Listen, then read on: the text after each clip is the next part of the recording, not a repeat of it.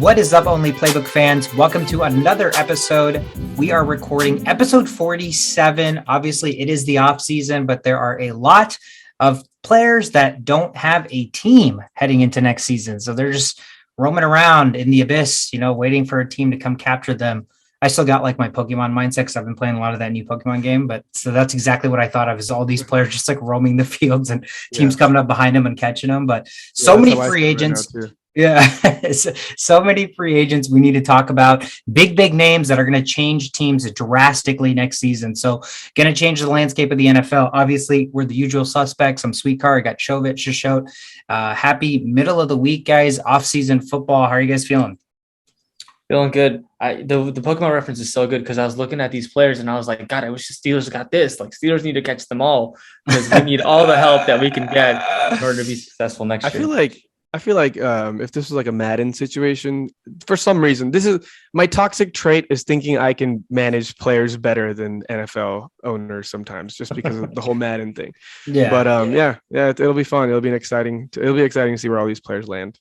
I listen to a lot of obviously football radio and like podcasts and stuff. And I think a lot of people get slack for that too. And I'm like, well, that's literally what the concept of like a podcast about football is speculating who's going to go where, speculating your thoughts and stuff. Right. And I think at the end of the day, it's not like we talk these talks to say that we're smarter than anybody or better than anybody, but like, that's the content. Like it is all about speculating. So that's all we're going to do is speculate. Obviously PFF put out a long list of free agents. We'll dive deep into, the top 10 where we think they're going to go and talk about some other notable free agents as well and kind of see how that shakes the landscape of the NFL heading into next year. Obviously, if you guys have enjoyed our content thus far, we're everywhere. The Only Playbook on TikTok, Instagram, at Only Playbook on Twitter, and everywhere you listen to podcasts, Spotify, Anchor, Google, Apple. And if you're watching on the YouTube channel. So thank you so much for all the support. Keep that coming. Guys, let's dive deep into this list. Every single player seems like somebody that we want on our favorite teams, right? I mean, because who wouldn't? But the first name on the board, Shovit, you ready for this? The number one free agent in PFF's top 25, we'll dive into top 10 list of free agents this year, is none other than the best receiver in the NFL. It's not every day that a guy like this is a free agent and available for all teams to talk to, all teams to negotiate with and see kind of who comes up with the best offer. It is none other than Davante Adams, guys. He's undoubtedly probably the best receiver in the game. He's still 29, so he's on the right side of that age 30 time that people often in the NFL think is like kind of the make or break or the teeter-tottering scale. Back-to-back first-team All-Pros, back-to-back seasons of 115 catches, 1,300 yards, 11-plus touchdowns. I mean, again, there's no doubt that this guy is the premier player at his position. There's no doubt that he's going to want to get paid like the premier player at his position. Projected salary is sitting right around about $25 million a year. Guys, I mean, there's a ton of teams that need receivers. Even teams that think they don't need receivers probably could use a guy like Davante Adams. Where are you guys seeing Davante Adams if, in fact, he has to leave Green Bay? What color or type of jersey are you seeing Davante Adams fitting best in? Yeah, I mean, Davante Adams, anyone could definitely use him, but he's got to go to a team that actually has a legitimate chance to win. I'm sure, he's kind of tasted the conference championship and so close to the Super Bowl with the Packers. And if it's not the Packers, it's got to be a team that's competitive. And the teams that we have listed here, one of them is going to be the Chargers, like a Justin Herbert and Davante Adams like duo, especially with Mike Williams, the uncertainty of whether he's going to come back to the Chargers or not. That would be a solid fit for Davante Adams, along with Raiders with Derek Carr. They've got the cap space to be able to sign him. It's going to be an expensive hire, but they've got that. Eagles as well. They desperately need a receiver. We saw, the show that Jalen Reagor put up last year. The show, if we can even call it that. Yeah. It went straight to DVD. That show went straight to VHS even, bro. I feel like I was watching this shit. Yeah, but those are the teams that we've got based on cap space and at least a fit in terms of someone at the quarterback position that can kind of complement Davante Adams. Yeah, agreed. There's really, it's not about which team can have him. It's about which team wants him, right? Because it comes down to money. And Green Bay is 40 mil over the salary cap this year. So it's tough. It's tough. And I think if Aaron Rodgers doesn't come back to Green Bay, Davante Adams has vocally many times said out loud that he probably does not want to stay in Green Bay if Aaron Rodgers is not here. Ideally for him and Aaron Rodgers, they could both go to Denver together, but Denver is looking at like 40 different options, right? So there's no guarantee there. Because Green Bay's 40 mil over the salary cap, they can, tag him, do the franchise tag of $20 million, then trade him if he doesn't want to stay. If there's no Aaron Rodgers, then that is probably the most likely scenario. They're going to throw the franchise tag on him for $20 million and then trade him. And some teams that, could use them. Chauvin mentioned some of them.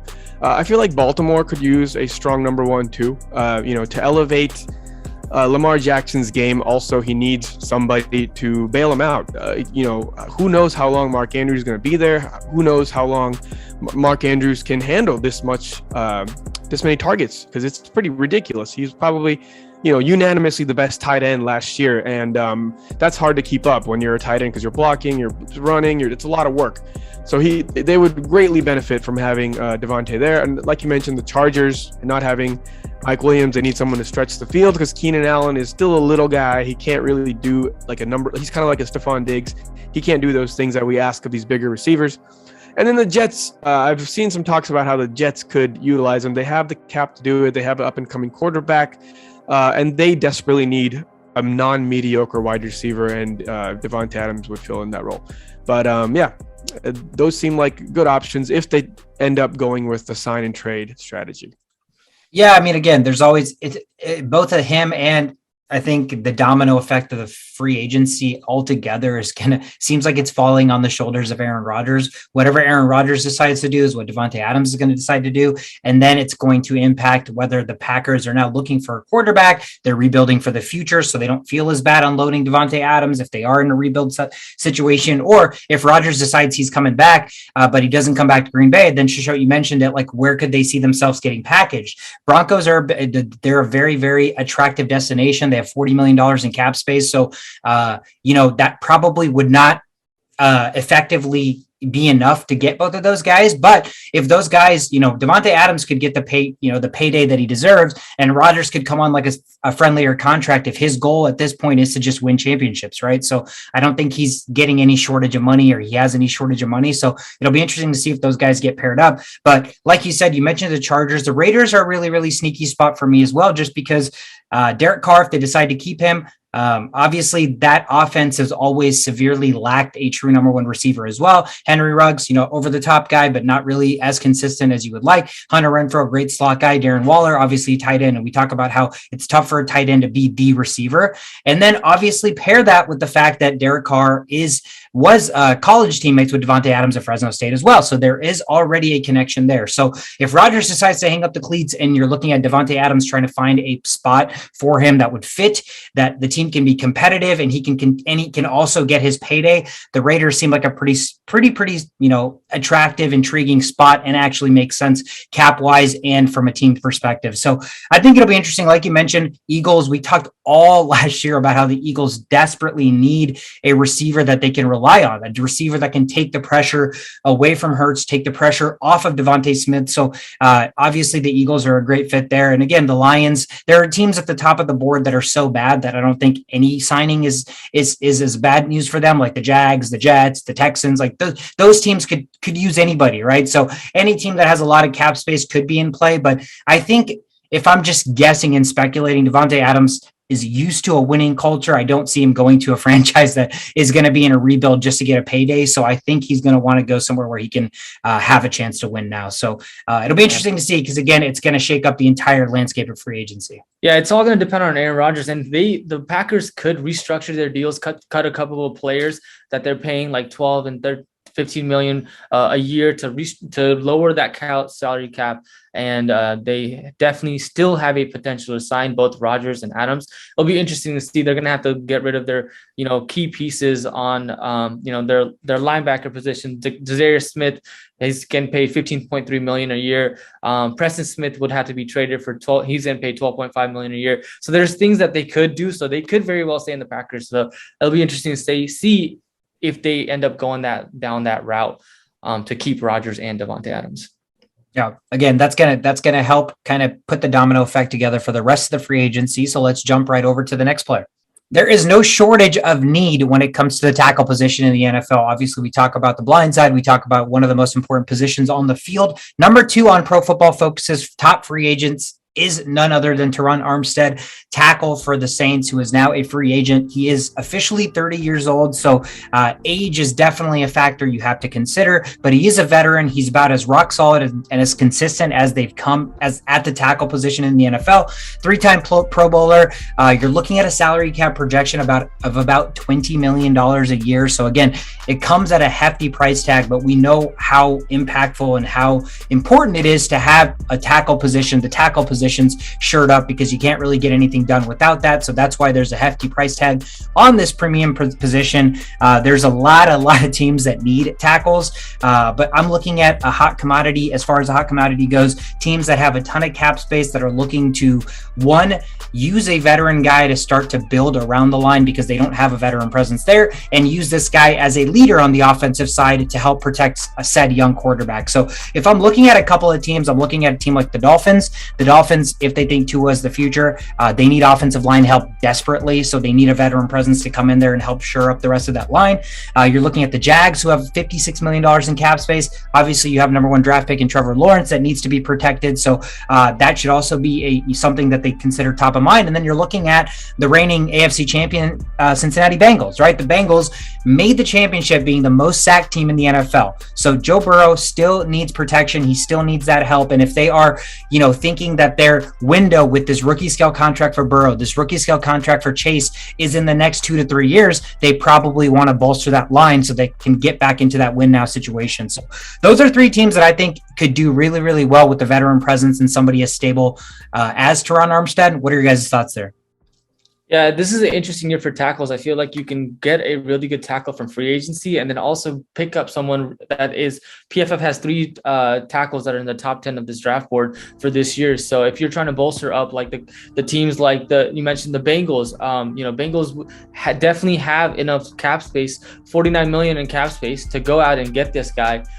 He's definitely not going to he's probably not going to be back for the Saints. He signed a $65 million contract with the Saints, was it 3 years ago? And given that they're under their salary cap is like less than $40 million, it's going to be really hard to sign them. Yeah. They're in a pretty shitty situation. Yeah. But another team outside of the Bengals, we saw, Joe Burrow get sacked so many times. Colts also need a better pass rusher. They have good run blockers with Quentin Nelson, but we did see Carson Wentz, if they decide to go with him again this year, having Quentin Nelson and this guy as your front line for your blockers and tackles. That sounds like a good line to have. So I think the Colts could be in play to get him as well.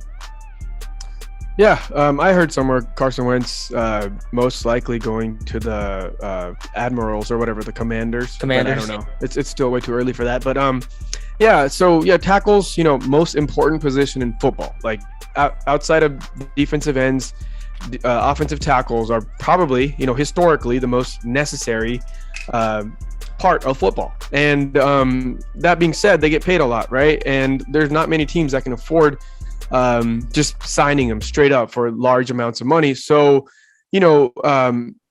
there's, like look at the team like the Chiefs, right? They're doing everything they can.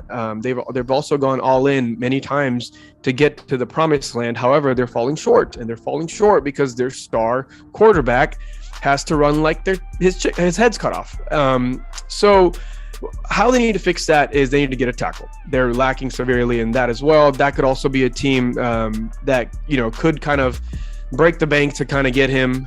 I've heard some things about getting rid of Mecole Hardman and some of these lower contracts that players they might be going away from. Not sure yet. Again, it's still early in the season, off season.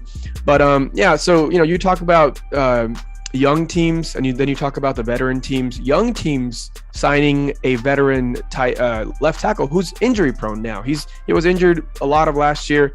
Both the Saints tackles were injured a lot last year, by the way. So that brings up a red flag to a lot of these younger teams like the Jaguars, the Jets, because it's a big risk. It's a big risk paying this much for somebody that's injured, that when you're trying to develop from scratch. But that being said, like I said, mentioned earlier, tackles are by far one of the most valuable positions in football, period. So you don't just get these guys in a draft easily. It takes years. Like the Vikings, for example, we had to go through so many terrible picks to finally get one right, and that was the right tackle, not even the left tackle. So it's a valuable position, it's a rare position, and it's a position that everybody wants. But younger teams are way more cautious in these type of situations than the teams that want to win it all are. So I kind of see him going to more of a veteran presence, like the Patriots, or not like the Patriots, but like the Ravens. The Ravens also need a tackle really, really badly. Because Lamar Jackson, these mobile quarterbacks need tackles. Like, it's just a given. If your team has a mobile quarterback and you don't have a tackle, it's going to be like the Mahomes situation, going back and forth, running around. So that being said, Chargers could use him, but I see more of a Steelers, Ravens, Chiefs kind of an environment that he would thrive in at this moment. Yeah, again, if he's somebody that's going to care more about winning, I mean, that's definitely the right culture to go to. If he's, looking for a payday and he's, looking to become a leader and help a young team, then again, like you mentioned, the tackle position is such a premium that anybody that signs him is going to be happy that they got him. So I don't think it's going to be a wrong decision, especially with over half of the NFL currently with needs at the tackle position. It's just going to be, again, with the $20 million salary cap projection, who can afford him? And that's where you're looking at a lot of these young teams that are rebuilding that have the cap space, because of all of these veteran teams have become in win now mode and they don't have as much salary, luxury or flexibility as such. But again, big tackle off the board. And again, there are other tackles behind him that are going to wait to see kind of the salary price tag that Armstead demands. And then that in turn, we'll see kind of what the rest of the lay of the land for the tackle position will be. But let's jump to the next position. Number 3 on the board is none other than former Super Bowl champion Chris Godwin, receiver for the Buccaneers. Godwin's become kind of a staple in the NFL over the last 3-4 years. Tons of catches, a really, really big slot guy, loves to play over the middle, really, really good hands. He's looking at a salary cap or salary projection of about $16 million a year. We've already talked about some teams that need receivers with the Davante Adams situation, but it's a little bit of a different player, right? So the same receiving teams that need receivers like Davante Adams may not necessarily look for a receiver like Chris Godwin. You're looking at a guy who mostly is going to play in the slot position. So he's not going to be the guy that takes the top off the defense. He's not going to be a guy that jumps up and gets jump balls, but he's going to be a reliable, really, really, really good number 2 receiver. And so for me, I'm looking at a team like the Washington Commanders, a team that has that cap space, a team that's looking to bolster that offense, and a team that already has a number 1 receiver that cannot get going in the way he should, because 1, his quarterbacks hasn't been good enough, and 2, they had nobody else outside of him to throw the football to, so he's taking too much defensive coverage, and that's, again, Terry McLaurin. So this looks like a perfect fit for me, right aside from Terry McLaurin in the slot, gives them a 1-2 dynamic punch, and then they have to go out and find their receiver. But again, you're looking at a receiver that's going to command $16 million from a payday, and receivers are at a premium. So a lot of teams don't always look to pay for receivers, and a team that could look to take the next step is a team like the Commanders. So cap space wise, and I think he fits really, really well, right aside from a guy who's already an established number 1. That's kind of where I'm guessing there he's going to go. What are you guys seeing here with Chris Godwin? Yeah, I think that in terms of the Commanders, that Deshaun Watson was also on the talks to join the Commanders for that quarterback position. So that would be a certainly good step in the right direction for them to be successful with Godwin, McLaurin, and Watson at the quarterback position. So that's a good pick if they end up going down that route. But I just see that the Buccaneers, I mean, there's a lot of speculation. We talked about the teams that need receivers, but the Buccaneers are also going to need to retain their receiving core because of the fact that they lost Antonio Brown, only Mike Evans, and even though Chris Godwin suffered an ACL, he suffered an ACL tear last year. So I wonder if that's definitely gonna bring his market value from, I don't know, 17 to 16 million maybe. So I can see him trying to stay there for a couple of years just to get to be a little bit more marketable, especially because the Bucs still need him instead of going to these other teams that need receivers. Yeah, that would be ideal for him and his family and all that. However, he's going to need a lot of money, like you mentioned, and they have broken the bank already. The whole Tom Brady scenario, they built a really good defense. They have solid offensive linemen.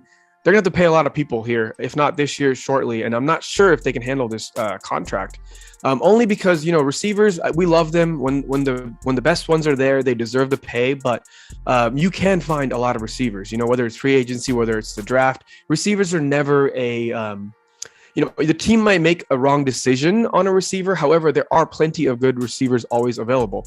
So that being said, teams like for me. The Lions, the whole Galladay experiment failed in the past, and they haven't really had one guy to just fully trust. You got St. Brown now. He's a little guy. However, Godwin plays the similar role, so that may not work there. However, that is the kind of players that they need. They need stronger receivers. They need receivers that are durable. Godwin gets injured here and there, but he also plays one of the hardest positions in football, which is the slot receiver, getting hit all the time by middle linebackers, by safeties. So, teams like that make a lot of sense. Even the Packers, if somehow they can't keep, I feel like the Davante Adams situation will happen before the Godwin situation, so that gives them room to make some other changes. But like Sweecar mentioned earlier, they play different roles, right? They're not playing the same role.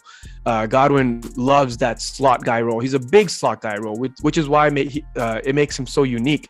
There's not many big slot guys. And for that reason, he's a valuable player anywhere. That's why he's number 3 on PFF's rating as far as wide receivers. Right after I mentioned how not important wide receivers are, there are a few that are so important, and that's Davante Adams outside, Chris Godwin inside. They're very rare in those positions, and literally any team could use them, right? So we mentioned teams like the Chargers for Davante Adams. That's because they need an outside threat. So Godwin really wouldn't do much there. Saints could use him. I feel like Godwin is just looking for a big payday. He's still young, right? He's not looking to Super Bowl or bust. It's probably not on his mentality. He already won his Super Bowl, so yeah, he could definitely just be looking for money. Right. So teams like the Saints that heavily need a wide receiver, I could see that very much happening. I just don't know how they're going to afford him $42 million under the cap space. So that's going to be tough for them. But yeah, I mean, it's another guy that nobody, even if a team that comes into free agency not needing a receiver may not have as much cap space and may have other positional needs. If Chris Godwin comes up to you and says, "Hey, I'm looking to play for your franchise. Can you make it work?" They're going to make it work. So again, he's an outlier. Like you mentioned, it's one of those guys that you don't typically see play the slot position at his size, but he does it so effectively. That's why Tom Brady loved him for the last couple of years. So it'll be interesting to see where Godwin lands. Let's jump to the next guy. Reigning Super Bowl champ, 2-time Super Bowl champ now, former Super Bowl MVP now. Von Miller is number 4 on PFF's list. Von Miller resurgence in his truest form last year with the Rams. I mean, he had a PFF grade last year of 91.2. That's 3rd out of 107 qualifying edge rushers. So people that said Von Miller was washed, it sounds like it was more so the situation in Denver, not the motivation to play with the team that's rebuilding, that can't actually compete. The minute he goes to a team that's competitive and has a chance to win, he plays his best football and leads them to a Super Bowl victory. So Von Miller is another free agent, is a free agent now again this year after the Rams did trade for him. They're looking at a projected salary hit of $17 million per year. Again, edge rusher, Shishot, you mentioned it, another really, really big premium position in the NFL where guys get paid and guys are always looking, even if they have 2 solid edge rushers, this is a position where teams don't shy away from having 3 guys so they can keep a rotation. They can have a guy fresh. So again, I don't think there's a shortage of teams out there that aren't going to look at Von Miller. But again, for me, my guess here with Von Miller, again, with the $17 million cap space, the Chargers, again, are going to be a very, very hot name this offseason, just with the cap space that they have at $56 million. They had a awful defense last year. The run game couldn't stop anybody. They couldn't generate a lot of pressure. Joey Bosa was getting double teamed. So I'm looking at Von Miller to come in here, opposing Joey Bosa on the other side of that defense and generating havoc from that defensive line position. It's going to help them not have to spend as much money on the linebacker core, on the secondary, because once you generate pressure from the defensive line perspective, they end up masking the deficiencies that the linebackers and the cornerbacks have. So the Chargers need as much defensive help as any team in the NFL with the cap space. Von Miller staying out on the West Coast, I think it makes a ton of sense. Yeah, I've got two teams here that he could definitely go into. Baltimore definitely could use a help in terms of edge rushers. They don't have any key edge rushers, and they finished in the bottom third of sacks in the NFL last year. So they need to find ways to get to the quarterback. And what better than Von Miller, Super Bowl champ, veteran presence, and he's still got it. The other team, well, actually, there's two other teams. The next team is the Chiefs that he could go to, and this is basically a play off of letting go of Frank Clark that has a $26.3 million cap hit and signing Von Miller for $17 million. So you save a little bit, $6 million, and that could be a smart financial move in exchanging of players, right? So Chiefs could definitely go out and get them. And the other team that's I think are still contenders could be the Broncos.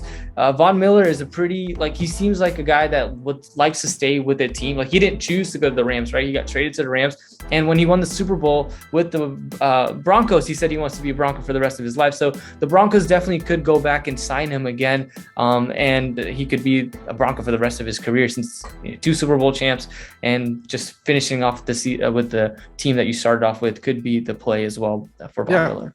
That sounds like a great NFL career. Just like play with your team, go win a Super Bowl real quick, come back and play with your team. I mean, this guy's unreal, right? Like, we haven't seen anybody like Von Miller in years. Like, this guy, and the thing is, he stays healthy. Even when he gets hurt, he comes back and he's graded 91 something, it's like, this guy is just a monster. He's just a straight up monster, deserves to get paid whatever he asks for. He's just getting older, right? So, and like Sweetheart mentioned, any team can always use an edge rusher. This is the most important position on defense, because like our friend Brady Breeze mentioned, everything happens at the at the line, right? The line generates how the rest of the play goes, and that's why these offensive tackles and defensive ends are so important to a team. And the team like the Browns, the only reason they were relevant was because of their 2 defensive ends, and now they're going to be losing one of them most likely. So they need to replace that, right? If they want to, because that was the only thing that was going for them. If they can't even continue to do well on the defensive end side, then they're going to be worse than they were last year. So the Browns could try to kind of make up for Clowney possibly leaving there. Chauvin mentioned the Ravens. Ravens are just a couple of players away from a Super Bowl berth. That's why I keep mentioning the Ravens so much. They need to start pulling some triggers and make something of these next couple seasons, because Lamar Jackson's not going to be around forever. So they need to utilize his needs, and that's protecting him, because he hasn't gotten that in a while. And that's also generating pressure on the defense, because Chauvin mentioned they've been in the bottom in many categories when it comes to generating pressure. So I think those teams could really benefit from this. And, and then like Sweetheart mentioned, Chargers make the most sense. We've complained about how the Chargers can't do anything on defense, and adding Von Miller not only changes one position, it changes everything dynamically, because he's not only a defensive end, he's also an outside linebacker. So wherever the needs are for that team, he will be there. And, it makes the job for Joey Bosa a lot easier. He was injured a lot last year because he had to play his ass off. Having Von Miller there eases up some things, creates a lot of time, or, creates less time for the cornerbacks to have to cover. It just makes everything better. And by far, Chargers makes the most sense for Von Miller here. Yeah, I thought about the Broncos reunion too, especially because they still have some money and flexibility to play with, especially if they end up getting a marquee, quarterback that they think can make them, Super Bowl contenders. I could see that being an instantaneous reunion. It's like, hey, we got our quarterback. We're, Super Bowl or bust now at this point with the roster that we have. Vaughn could come back on a team-friendly deal. I don't know how much that's going to come into play. I didn't really know how the teams had left it, because Denver wasn't competing and Vaughn got a chance to go play for a team that had a chance to win the Super Bowl, which ultimately they did. So I'd like to believe that they're civil in his departure, and maybe there is an opportunity for a reunion. But whatever's going on behind the scenes, if in fact they left it well, then the Broncos also make a ton of sense for him to reunite with. Super Bowl with Denver, Super Bowl leaving Denver, and then comes back and just puts the whole thing full circle, where they get a big quarterback and then they win a Super Bowl again. So and don't forget about this whole recency bias, right? Like, we've seen what the Rams just did, adding all these pieces. I'm sure whether that's the team's philosophy or not, all these other teams' philosophies, but it's in the back of their mind. They're like, this is what it takes to win a Super Bowl. Whether that's what they've been doing their whole life, they see that this can lead to Super Bowl wins. And that makes it really easy to sign somebody like Von Miller with a good quarterback on the team. So that's very well a possibility as well. Yeah. Another edge rusher on the board here at number 5. We have Chandler Jones, free agent now after playing with the Arizona Cardinals. He is another elite edge rusher. He is 31 years old, so a year younger than Von Miller. 2-time All-Pro, Super Bowl champ, 4-time Pro Bowler, so obviously he has the resume as well. Looks like projected salary for him is slightly under Von Miller based on just market. 16.5 for him versus Von 17. We've already talked about the teams that need edge rushers. I'm looking at a team for Chandler Jones. I think makes a ton of sense again for the Philadelphia Eagles. $18 million in cap space, but they lost both of their edge rushers.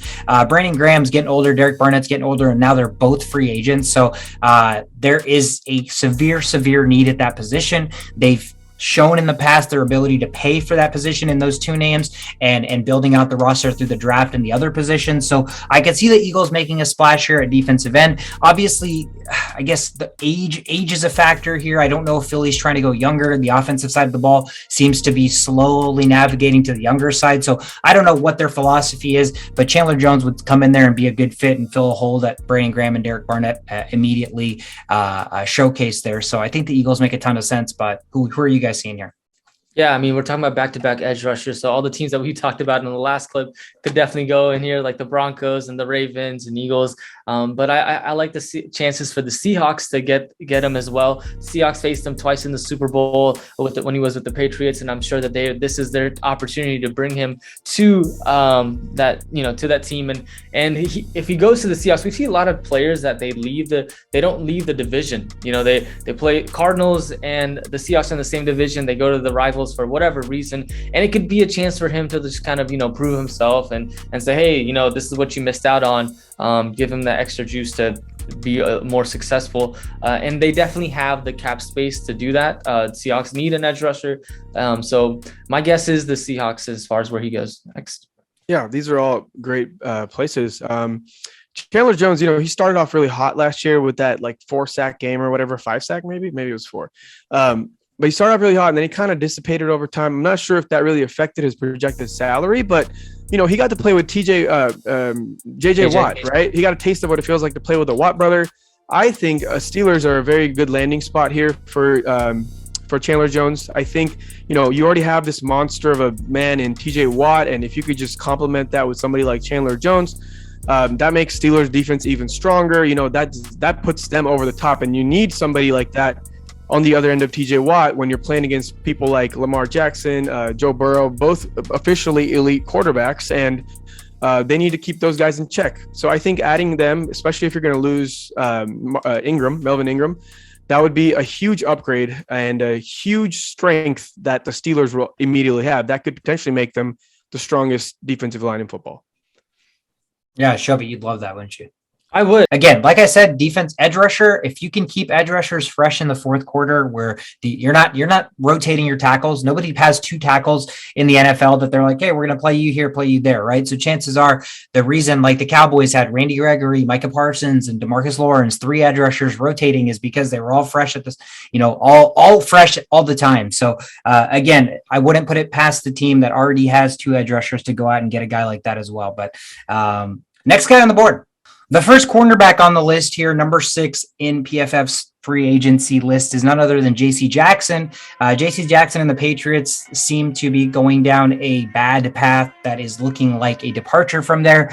They talked a little bit about franchise tagging him. He had expressed interest that he hasn't heard talks, or they haven't reached out to him. So he, in his most recent interview, said it sounds like they don't want me. And you never want to hear that from a player. It sounds like he's already got some animosity towards that organization. So my guess initially was that the Pats were going to franchise tag J.C. Jackson and decide whether or not to pay him next year. But it's an interesting position. I mean, J.C. Jackson was the number 2 cornerback next to Stephon Gilmore for a couple of years. Stephon Gilmore gets traded. He takes over the number 1 cornerback role. He's got really good hands. He reminds me of Trayvon Diggs in terms of, being able to intercept the football whenever it comes to him. He's good in man-to-man, but he also has gotten torched by a couple of receivers down the stretch. Stephon Diggs absolutely torched him, and he's demanding number 1 cornerback money. I think that's the most important thing here to look at is J.C. Jackson's best fit might be as a number 2 cornerback or a cornerback that is a complement to the shutdown cornerback.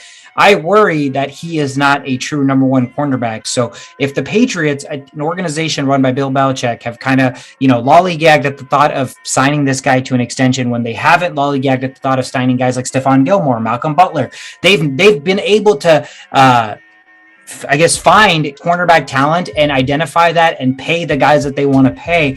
And so with them hesitating to pay JC Jackson, I'm looking at this situation where he's asking for $18 million a year.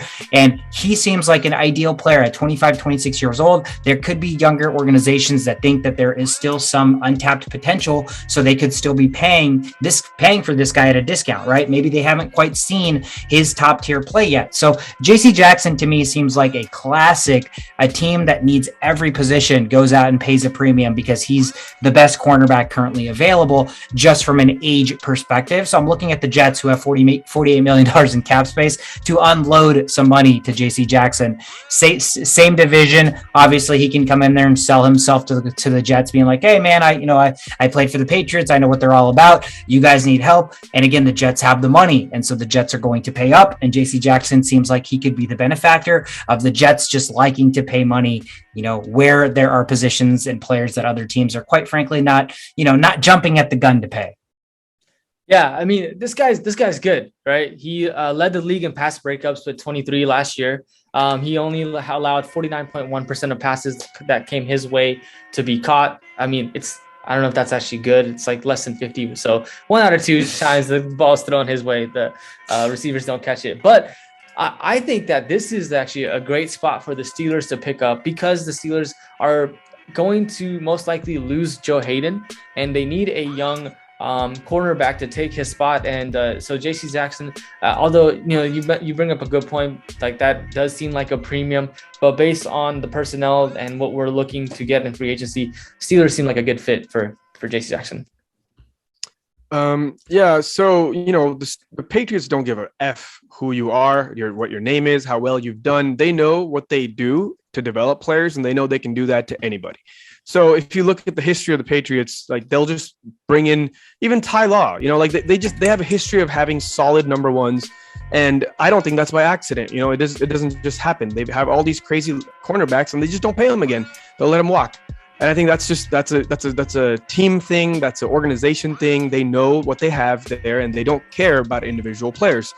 Similar things might be happening here. And we've seen JC Jackson, like Sweetcard just mentioned, he's openly come out and said, I don't think they need me. And you know what? The truth of the matter is they probably don't.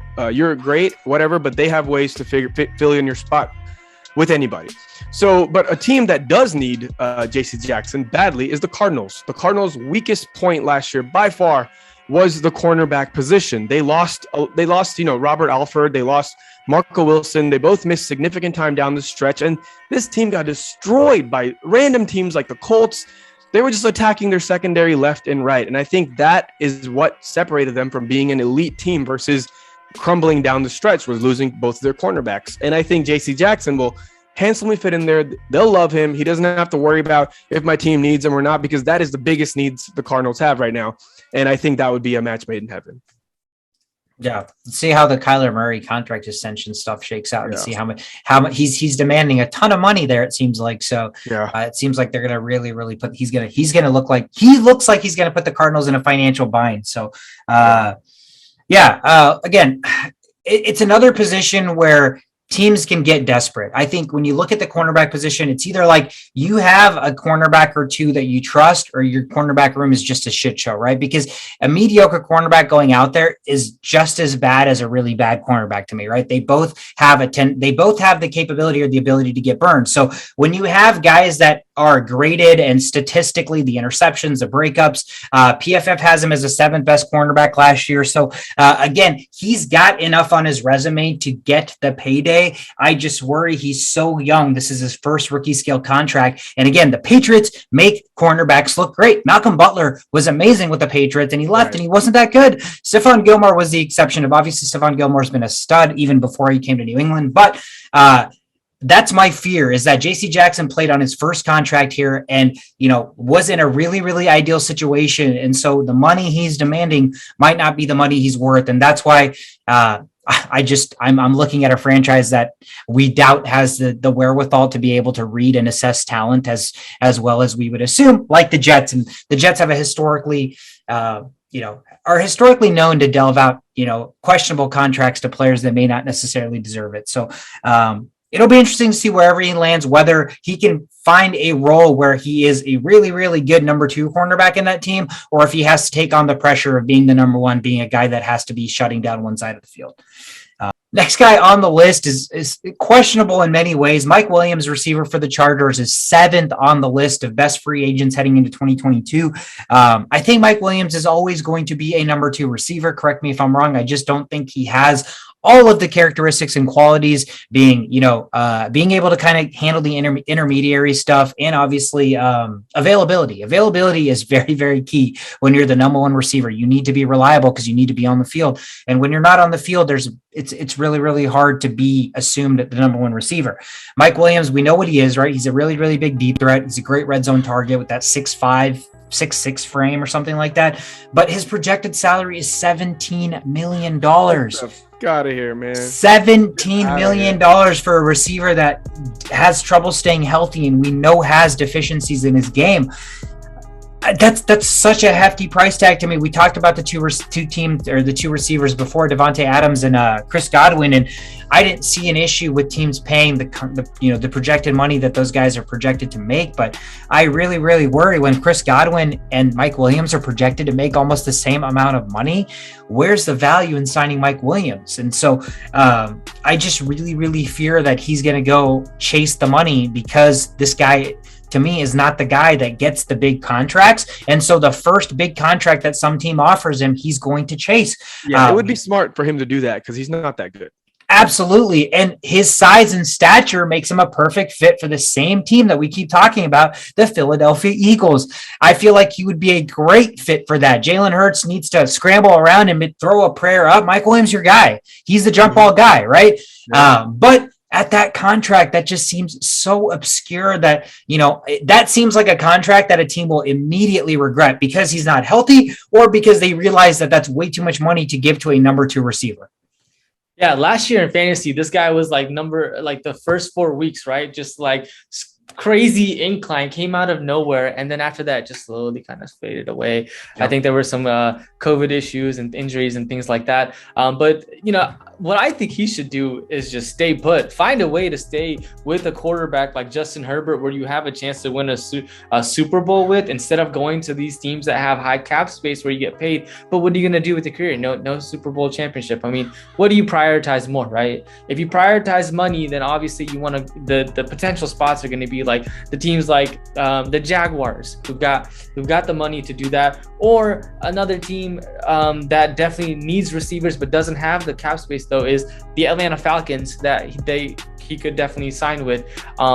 Raiders are a team there. They need receivers, and also the Colts. So I think he should just stay. If not, then go to the Jaguars, who will probably be able to offer him the most. Yeah, he'd be a great number 1 receiver for the Jaguars, and they'd pay him a shit ton of money. He's way better than Laquan Treadwell. So. Right. Yeah, for sure. The Jaguars are set to enter free agency, and they have the second most cap space available. And they definitely need a top wide receiver, and he gets to play with a former Clemson star in Trevor Lawrence. So it could be an ideal situation.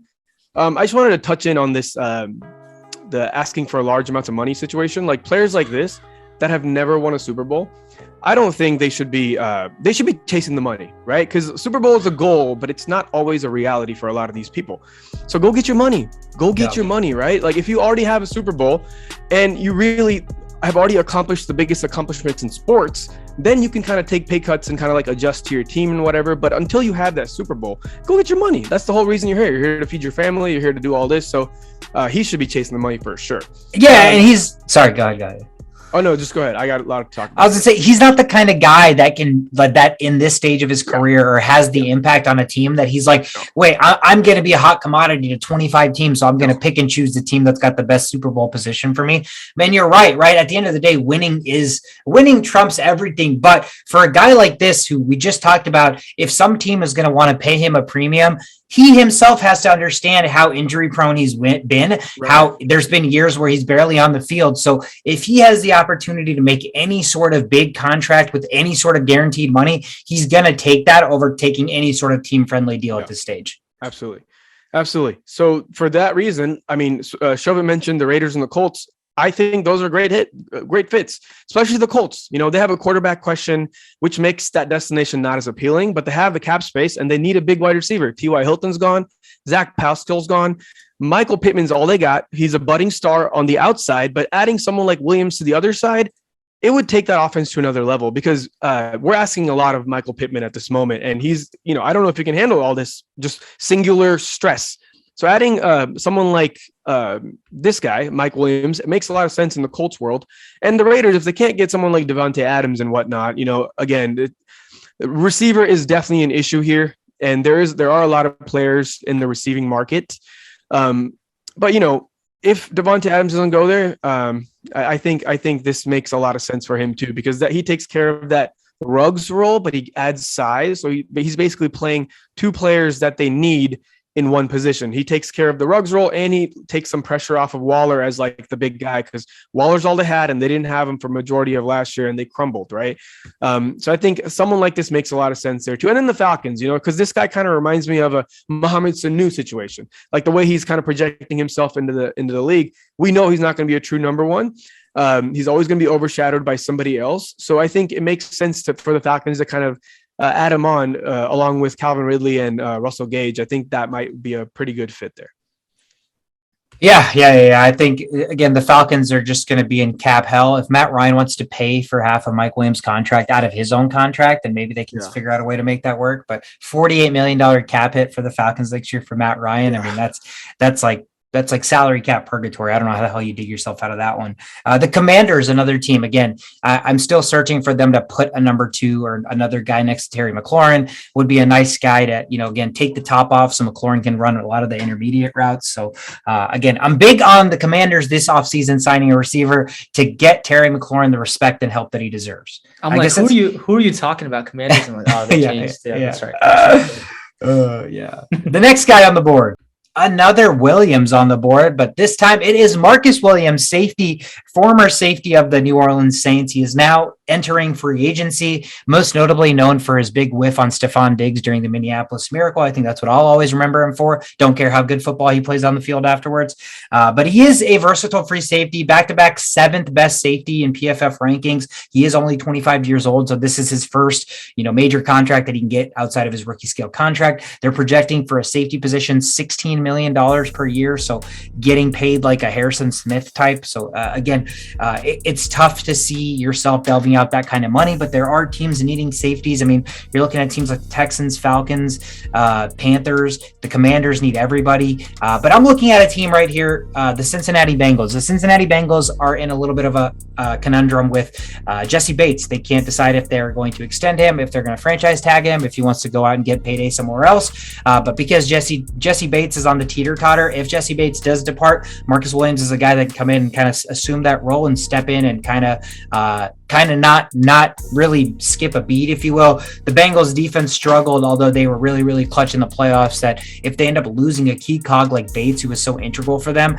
I don't think they want to regress on the defensive side of the ball. So they need to shore up what they already lost and make sure that kind of one-to-one exchange takes place. And so if the Bengals lose Jesse Bates, I like Marcus Williams fitting right in there. Nice. Another team I have is the Jags, who they've got enough cap space, so they're probably gonna try to get everybody and everyone on their team. They currently have I think it's Andres Disco and Daniel Thomas, who are a rookie and a second-year player, so they could definitely use a veteran presence in that free safety position. And if he's looking to chase the money, the Jags got it. The other team is Chiefs, because they may lose Tyrann Mathieu. It's going to be interesting what they decide to do. So this would be a decent replacement for him.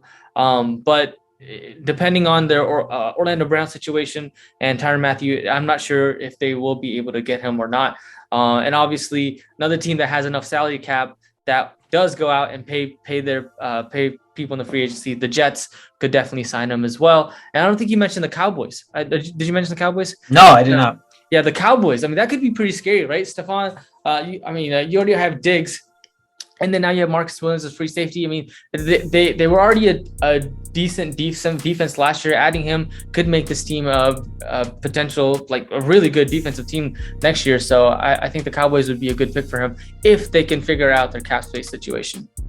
Yeah, I think it's way too early in the season to worry about cap space right now. There are some teams that heavily are screwed, but some teams you're gonna have to adjust your cap space, and we don't know which teams are gonna do that right now. So I think my speculations right now are just about the fits. And I think, Jets have plenty of space, right? So we can pretty much imagine anybody going there with any need of any kind because they need all the help in every world. But yeah, you're right. Shova, you just mentioned both of my teams that I was thinking of. You mentioned the Chiefs. Doesn't look like they're going to be able to sign Matthew. Hopefully they can. It's fun watching him there. But if not, then yeah, you're right. I think Kansas City would be a great place just to kind of fill in that role that they're going to severely need because that's a big role for the Chiefs. And then the Cowboys. I think Cowboys are the number one option here. They are in severe need of reinforcements in that safety position, mainly because they can potentially lose both safeties. They can lose Damontae Kazee and they can lose Malik Hooker. So they're both supposed to be unrestricted free agents in the upcoming season.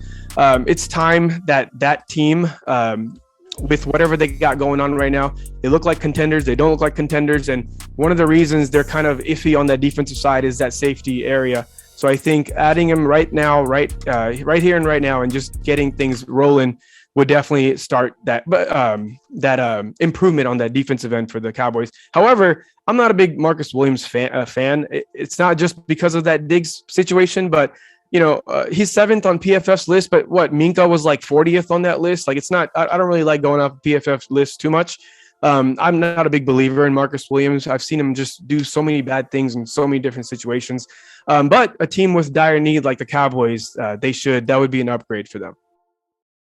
Yeah. I mean, the Cowboys make a ton of sense. The Cowboys have their own situation with Amari Cooper and whether they want to pay that guy because that guy has just been, again, a conundrum for the last year. So, yeah, I mean, if we're not talking cap space, they make a ton of sense. Cap space, Cowboys are 22 million in the hole. So they have to figure out their own internal in-house players before they can even think about other players. But Shobit, let's jump to the next guy. It's a guy you'd been mentioning. Shova, you just talked about this guy. This guy is number 9 here on PFF's list, Orlando Brown Jr. Orlando Brown Jr. is another tackle. He is young, he is consistent, and he is going to demand a payday. Orlando Brown is, 25 years old, so he's entering his first official free agency outside of his rookie scale contract. He's been 24th, 25th, and 28th out of 80 tackles in PFF's grading over the last 3 seasons. He's projecting $21 million from a salary perspective. So again, he's a young tackle. He hasn't taken the next step to become an all-pro or anything like that, but he's consistent. He's durable. He's played a ton of games. And at 25, there's probably another next level that teams feel that they can tap. There is a chance that obviously the Chiefs still figure out a way to franchise tag him and keep him there because it's really, really important that the Chiefs keep help for Patrick Mahomes and not start to view the offensive line position as a position, that maybe not be top of mind. But if in fact they don't sign him, he is another guy that I'm looking at fitting from a scheme perspective, fitting from a timeline and a window of opportunity and winning perspective, the Cincinnati Bengals. Again, another team that it's the second tackle that I think would fit, but I think Cincinnati needs to go out and get a tackle. If Joe Burrow's your future, again, before he demands $50 million with the way this salary cap is heading for quarterbacks, before they have to pay him and Jamar Chase, they have to go right back to finding a way to get back to the Super Bowl, because once they have to pay those 2 guys, it becomes a lot harder to build a roster around them. So if they can pay Orlando Brown now and give another 2 years before they have to pay Burrow and Chase in a win now situation, he's young enough that he fits the overall youngness, if you will, of that team, that I think he's a good fit. Yeah, definitely. The Chiefs, I think they have to figure out, I think I already mentioned this, but between Orlando Brown or Tyrann Mathieu, which one they go with, I'm not really sure. But another team that could definitely use them outside of the Bengals is the Bears, who are also Justin Fields was sacked 36 times last year, and they just hired the offensive coordinator, Luke Getsy, who's saying that he wants to go all in on Justin Fields. So Justin Fields is going to need all the help that they can get We've already mentioned other tackles, Terron Armstrong, but if they can't get him, Orlando Brown is a serviceable, like good enough tackle that you can get to help Justin Fields be successful. So I can see the Bears trying to go out and get him. Yeah, and the Bears have no first round pick either, so they can't go into the draft and look for a top tier talent. So this could be a good spot.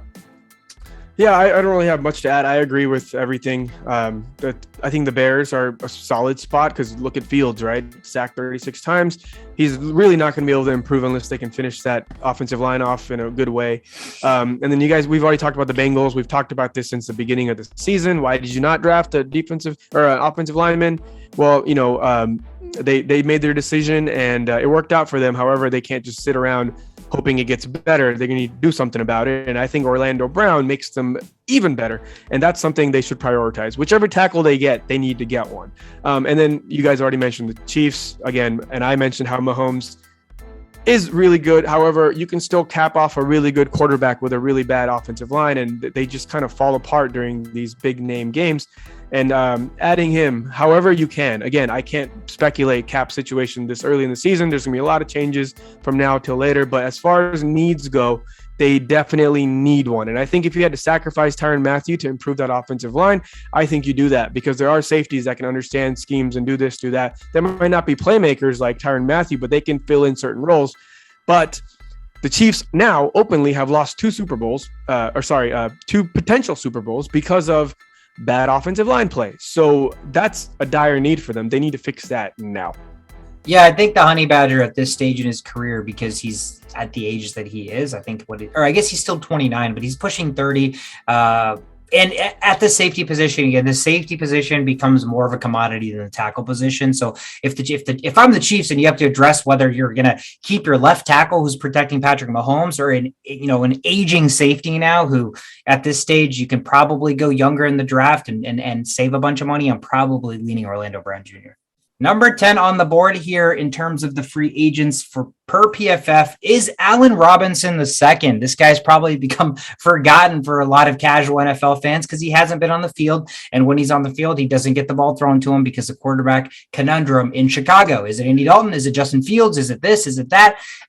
So Allen Robinson is looking for a home. He's looking for a home where a team will actually value him as a number one receiver. A team will actually have a quarterback that can get him the ball consistently. Again, he is, to me, without a doubt, a number one receiver, but he's going under the radar because he's played with Mitch Trubisky and just a bunch of guys that cannot throw the football consistent. He's literally as consistent as hands come. He's a jump ball guy. The only thing he lacks maybe is like straight line speed, but for every other aspect of the receiver position, he is a number one receiver. They're projecting still a $15 million pay for Allen Robinson. We talked about the teams that need receivers. Again, it's really easy to be like, but the Eagles need a receiver. So we talked about the Bengals needing to sign one of these tackles. I think the Eagles have to sign one of these receivers. They have to. But Allen Robinson, to me, fits the Jets. I think the Jets have Zach Wilson. The Jets have Elijah Moore, who they found in a young receiver. They need another outside receiver. They need a number one guy. They need a guy that Zach Wilson can chunk the ball up to when he's scrambling, running for his life. Again, because he's been so up and down, Allen Robinson is scoping out the lens of the NFL and realizing that as good as I am, because of the situations I'm in, I'm not going to get as much money as some of these other receivers. I don't have that guaranteed salary and that payday like some of these other receivers have already gotten. And it's simply because, my quarterback wasn't great or the position I've been in has not been great. Who knows how after this contract, the next 4 years go? Am I going to get hurt again? At that point, am I going to be too old that I don't get another big contract? I think he's going to be chasing money in this particular stage, to be completely honest. I think he's going to look for where he's going to make the most money. A team like the Jets are going to be spending money. And I think Allen Robinson as a number one receiver makes absolute sense there alongside Zach Wilson and Elijah Moore. Yeah, I think that the Jets you mentioned Jets, right? The Jets are a pretty good pick for them. They're going to lose Braxton, I believe. And so they definitely need some help along with Elijah Moore there. Another team you said is the Eagles. That's a good place for him. He went to school in Penn State, so maybe a little bit of a homecoming to going back to Philadelphia. But like we mentioned earlier, I mean, Colts he could definitely, go to the Indianapolis Colts. They need help there as well. So any one of those three teams, I think, are definitely an opportunity for Allen Robinson. Yeah. Again, it's like a broken record at this point because we've talked about the same position over and over. However, I think the Commanders makes a lot of sense here too, because it's a guy that wants the ball, and they don't have a quarterback that can deliver the ball properly. So they're going to fix that, right? Whoever it is, they're going to get a new quarterback there. It's pretty much done. So I think this change of pace works out well for Allen Robinson. He has Terry McLaurin to take some pressure off of him too. And yeah, like you said, he's going to be closer to home, go into that area of the world, and he's going to get all the targets he wants because they're going to be down so much, right? If I'm predicting this properly, they're probably gonna have to come from behind quite often. They're gonna have to use him quite often. So I think the Commanders makes a lot of sense just because of the durability and the reliability Allen Robinson possesses. He's this awesome go-to guy for whenever you need a play done. So I don't see why a team like the Commanders would shy away from pulling the trigger on him. And the Jaguars kind of makes sense. He started his season off with the Jaguars. He could probably end it there. No real reason except for the fact that they have all the cap space they need, and they don't really have really good receivers. Their best receiver last year was Laquan Treadwell, which is not a real receiver, and their second best receiver was better as a returner. So it's like they need somebody with some durability and some reassurance that this receiver spot is just not for fun. We need to make receivers great again in Jacksonville, and I think Allen Robinson can fill in that role very, very well. Poor Allen Robinson. I feel like he's never had a good quarterback to kind of play with. You have Blake Bortles in Jacksonville, who's probably the best quarterback that you've played with, so he hasn't really had a chance to kind of prove himself with a decent quarterback. Unfortunately for him, I feel like between him and Mike Williams, one of those two guys is 100% going to be on the Jets or the Jaguars. The Jets or the Jaguars will spend a ton of money on one of these receivers. I'm fairly certain. The Jets also are losing Keenan Cole and Jamison Crowder, so they have no receivers. So they're going to either have to draft a receiver, which they're drafting 4th overall, and then they're also drafting 10th overall, right? Yeah, both of those positions seem too high to get a receiver this year. So what are the Jets going to do? They are going to pay Allen Robinson or Mike Williams. I'm absolutely certain. I don't think out of any of this, I'm more confident that the Jets are going to sign one of these receivers. But yeah, that's the top 10 list. Obviously, they create this top 10 list based on whatever metrics and shit that they have on their own. So there are other names outside of this top 10 because it's a 25-player list that, again, are big names that are going to impact a team substantially next year. Is there any guys outside of this top 10 that you guys are seeing that you're a little intrigued with? Yeah, Stephon Gilmore is hard not to look past. He could literally change the dynamics of a team. And again, this is a position that any team would gladly have improved, right? So I'm not sure where exactly would be the best fit for him. Again, I'm looking at teams like the Cardinals, but I'm not sure if they can break the bank to that extent. They should, but again, they're gonna have to make a lot of changes along the way to make that happen. But yeah, I think the Cardinals need cornerbacks the most as far as good teams go. Yeah, I'm looking at Ryan Jensen, center. The one team that definitely needs a center is the Steelers, and I'm thinking that would be a solid pick for them if that's one of their wish list item. I'm sure Ryan Jensen is on top of that list, so look for him to potentially go to the Steelers. Yeah, that's a good one. I think Stephon Gilmore is interesting. It's projecting him at about $14 million per year. I mean, I'd love the Minnesota Vikings going out and getting Stephon Gilmore. It's just tough again with the cap space situation for them. But there's a ton of really intriguing guys, right? Jadeveon Clowney, Randy Gregory, 2 edge rushers. Again, edge rushers are something that teams are going to look for. These guys are going to come a little bit more cost effective than the guys we've already named, 15 mil and 12 mil. You're looking at a guy, number 18 on this list is guard Brandon Scherf from the Commanders. The reason I highlight him is he's 30 years old. He plays guard. The Minnesota Vikings absolutely need a guard opposite Ezra Cleveland. The situation with him is he's an Iowa guy. He's looking to move back home to Iowa. So his camp came out and said that ideally he would love to play for the Kansas City Chiefs or the Minnesota Vikings. So the Minnesota Vikings absolutely need a guard. How they can wiggle their cap space situation, I have no idea. But when a guy says he wants to play for the Vikings should go out and try to get him specifically at a position that they need. But at the end of the day, if it also becomes the Chiefs definitely would shore up their offensive line. So I don't think Brandon Scherf has a bad situation, whether he decides to go with the Chiefs or the Vikings, if one of those two teams signs him. And then guys, OBJ. Yeah. OBJ's a free agent. Go ahead. Yeah, he is. He won his Super Bowl. I just don't know if he's going to be working that hard anymore. I kind of get that feeling from him. He's still doing well, obviously. He's still only 29, but now he's torn his ACL, 2 different ACLs. Again, nowadays the doctors do a good job of rehabbing him back to health, but I just don't know. It's like you win the Super Bowl and do you still have that extra fight in you to do that extra practice, spend that extra hour to get that Super Bowl once you already have it, for some reason I still label OBJ as like a diva, these kind of players I kind of don't trust enough to kind of work harder, especially after you get a Super Bowl. But yeah, obviously the guy is great. He's one of the best talents we've seen in our generation at this point. But it's just hard after coming off of another, he's going to be partying probably a lot with Drake and all these guys while he's rehabbing with his ACL. I don't know if that's going to be done properly. So yeah, it's doubts on my end, but there's nothing. I'm not shying away from his skill set. I'm very interested because they're projecting him as only a $5 million cap. 1 year, $5 million because he's injured. Because again, I don't think they don't know what the longevity of OBJ looks like. I'm looking at a team like the Kansas City Chiefs. The Kansas City Chiefs are still searching for a number 2 receiver outside of Tyreek Hill and Travis Kelce. I would be really, really intrigued at that because I'm thinking, like you said, Shisho, where's the incentive for OBJ to go to a team that's not good and like continue to try hard when he's already won a Super Bowl, when he's only getting paid $5 million a year, where talent wise, he probably is a $20 million a year kind of talent. Right. And so I think if he's not going or looking for a team that already can get back to the grand stage or can at least be competitive, I wouldn't trust OBJ. So I think he's going to look for a team that already is in that position. The Chiefs look good. The Ravens, we've already talked about. The Ravens look appealing for him.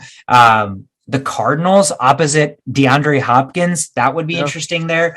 The 49ers could use some receivers, so getting him there. So there's a ton of teams there that, again, OBJ at $5 million, if you have a top-tier offense and a top-tier quarterback, why the hell not would you take a risk? Especially if Aaron Rodgers stays in Green Bay, that's also very enticing. Davante Adams and OBJ. God, Jesus. Yeah, that would just not be fair. That's scary. Yeah, that is just not fair. There is also one other person that I wanted to talk about, Akeem Hicks. That guy's a nightmare up the middle.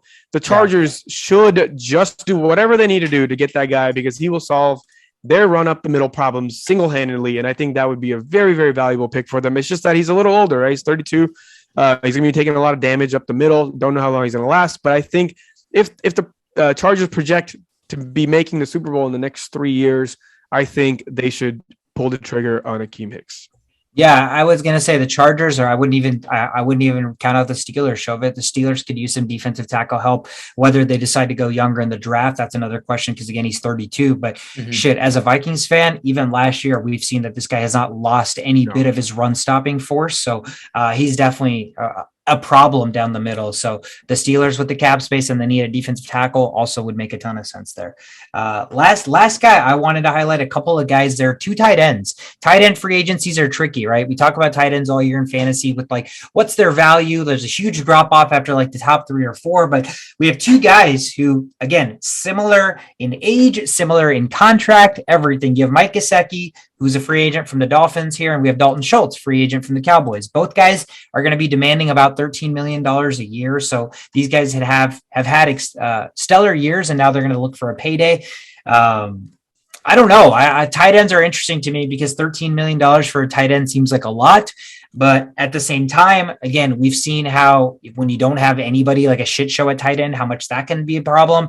Any teams you guys are seeing could use a tight end to solidify an already, good offense. I think the Bears. I know they have Cole Kmet, but he hasn't really proven himself all the way. And adding a guy like Gesicki to the Bears and helping out Justin Fields would be a solid addition for the Bears. Yeah, I think a lot of teams are now going 2 tight end sets. So, you can't just have one good tight end anymore, especially if you want to run the ball. Gesicki is more of a receiver, right? He makes these crazy catches, but he's not so good at blocking. Dalton Schultz is the opposite. He doesn't really make flashy plays. He even drops some catches that are easily catchable, but he's really good at run stopping. So it depends on which team needs the specific criteria that they want their tight end to do. But I can see Gesicki going to a high-powered offense. Like, let's say the Packers, right? They haven't had a good tight end, a reliable tight end. They got Tonyan. I think Gesicki would put that shit over the top, especially if they add another good wide receiver. And that's assuming Aaron Rodgers stays there. But that's something the Packers haven't had since, Jermichael Finley, I would say, and he wasn't even that great. So adding a high-powered, high-speed guy would definitely change that offense for the better. Yeah, I think Shovit, I'm thinking kind of along your lines. I don't think young quarterbacks always look for a safety blanket, and a tight end is typically a safety blanket. So I could see a team that has a young quarterback that needs reliable targets. Again, we're back to the same revolving Jets and Jaguars situation. Yeah. But again, those guys have so much money, and it's just going to be about what their own vision is. But I wouldn't be shocked with any of these guys signing with the Jets or the Jaguars. But I mean, it's intriguing to see.